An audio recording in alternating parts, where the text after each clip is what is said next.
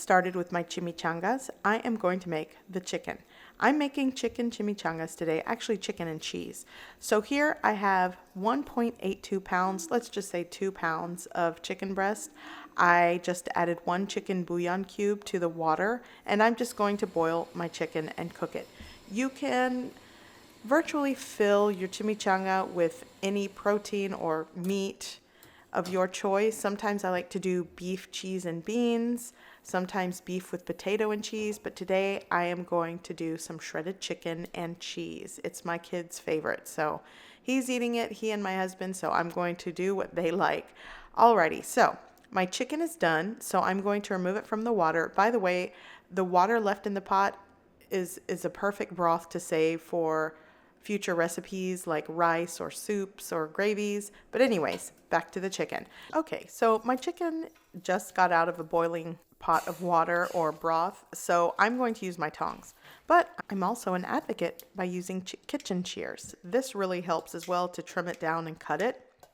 Or you can use the 2-fork method, which is an easy way to shred the chicken when you can't handle it with your hands. So I'm going to do that until all of my chicken is shredded. Okay, so all of my chicken is shredded. So now I'm going to season it. I am going to be using 1.5 teaspoons of chili powder.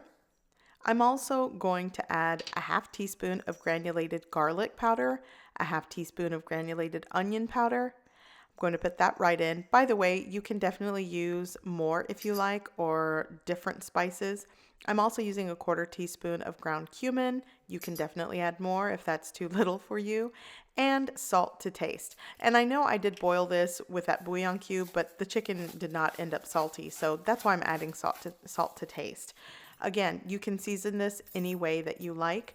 You can also add maybe some sauteed onions and bell peppers, some tomato, add a drained can of Rotel. I do different variations of this. Now, I'm also going to add a couple tablespoons of that broth because it is chicken breast and I don't want it to dry out by the time I need it. So just a couple of tablespoons. It doesn't really need to be mushy and wet because I am going to deep fry this, and that'll help lessen any splatter when you're frying it. So my chicken breast is done. I'm going to set it aside until I need it. Now I'm going to make homemade flour tortillas.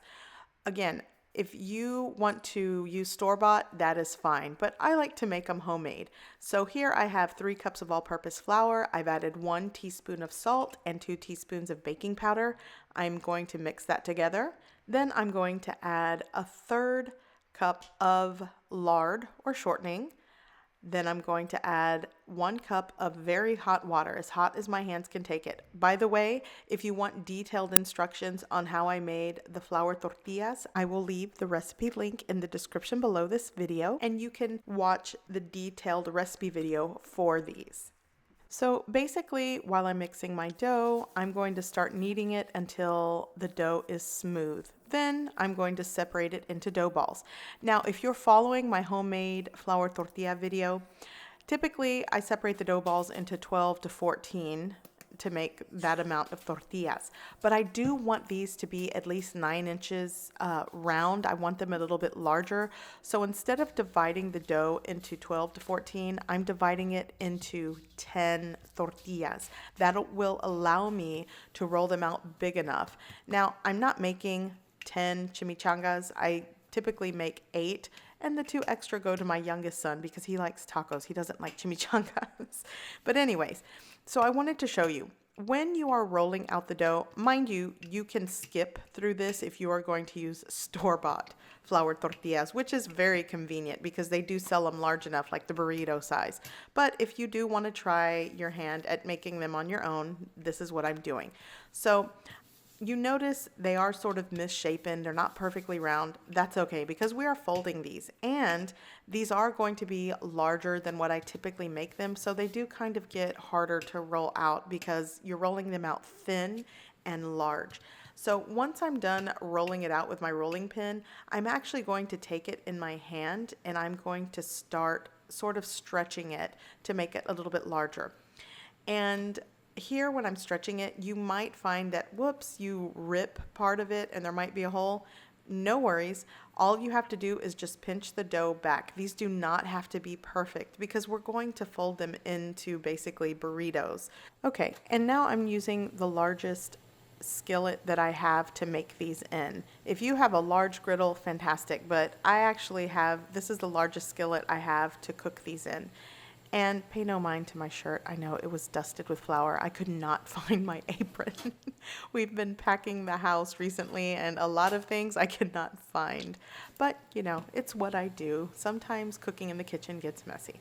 Okay, so I'm going to cook these through, and normally I like them to bubble and get really airy, but that's not necessary because again, we are going to fold these up and fry them, so don't fuss with it too much. And you don't want to overcook it. So if you feel like, it's not bubbling up and it's okay, just make sure that it's cooked through, but it's still foldable and bendable without breaking.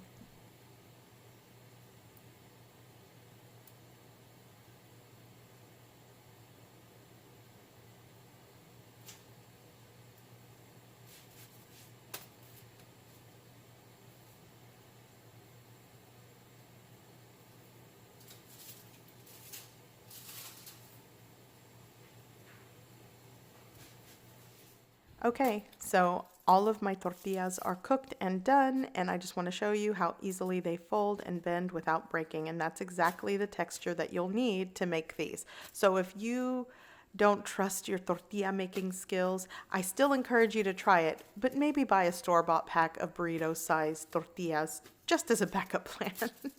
Okay, so now that those are done, my chicken's done, these are done, now I'm going to just prepare my cheese. I'm using an 8-ounce block of cheese. Actually, this is just half of a 16-ounce block of cheese. And my cheese of choice is Colby Jack cheese. You can do cheddar, Monterey Jack, use the cheese of your choice. But what I'm going to do, since I'm making 8 chimichangas, I'm going to cut these into 8 slices.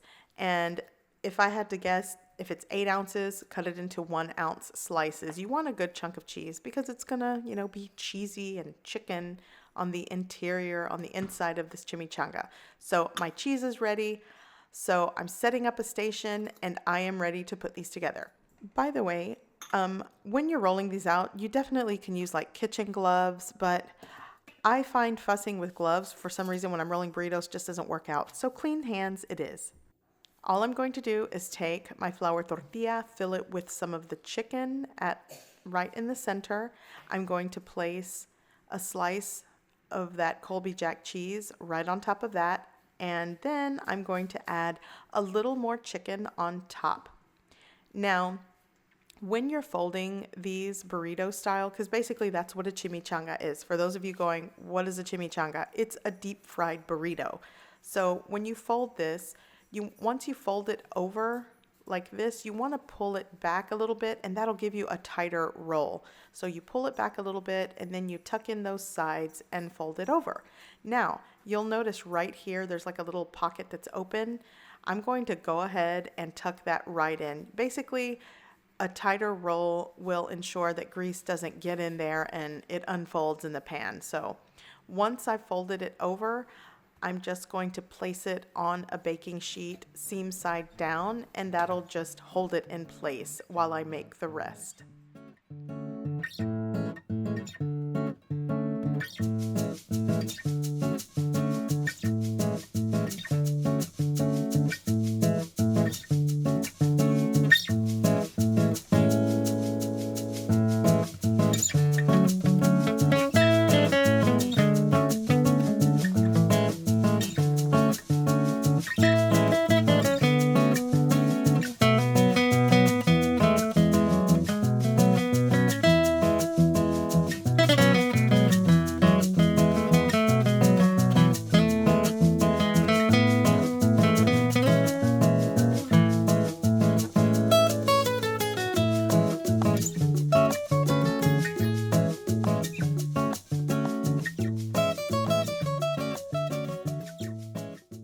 Okay, so once you are done rolling out all of the chimichangas, you'll want to start preheating your oil.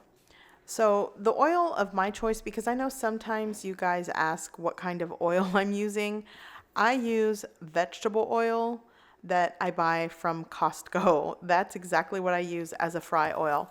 I know I do get a lot of comments that like things like vegetable oil or canola oil are not healthy choices of oil to use. So definitely use the oil that is convenient for you.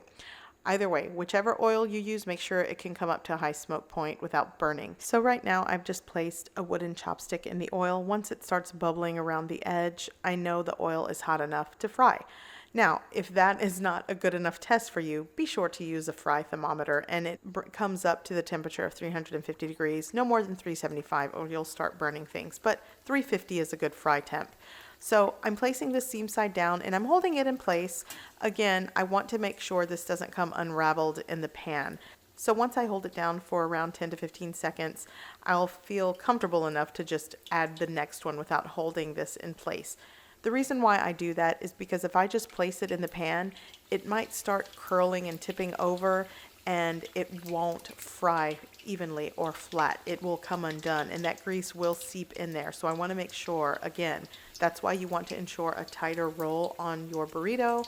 And when you place it in the pan, you want to make sure that the seam fries shut before you let it go. So the pan that I'm using is around 8 or 9 inch stainless steel flat bottomed pan, and the oil, I didn't measure the amount of oil, but it's right under an inch deep in this pan. So that's to give you an idea of what I'm frying. This is not a deep fry, it's more of a shallow fry, because I think if you deep fry these, they will come unraveled. Unless you're holding them in the deep fryer, then you let them go. But I find this method convenient. So I am only going to fry these for not even a minute on each side. Basically, what we're doing here is trying to achieve a crunchy texture and golden brown color, a deep golden brown color. So depending on how hot you have your oil will determine how long you're going to cook these. Again, everything is cooked on the inside. Without frying these, it's a burrito that you can eat. So you're just looking for a crunchy texture and deep golden brown color.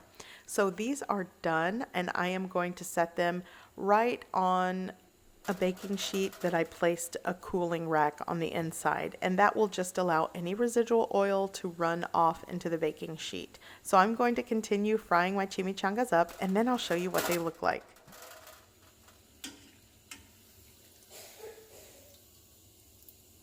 Okay, so all of my chimichangas are done, and I want you to hear the crispy, crunchy exterior. It's literally like tapping on glass, and that's exactly the point of deep frying a burrito.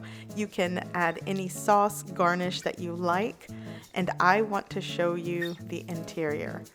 It's full of chicken and cheese, and it's super delicious. I hope you give this recipe a try. I hope you like it, and thanks for watching.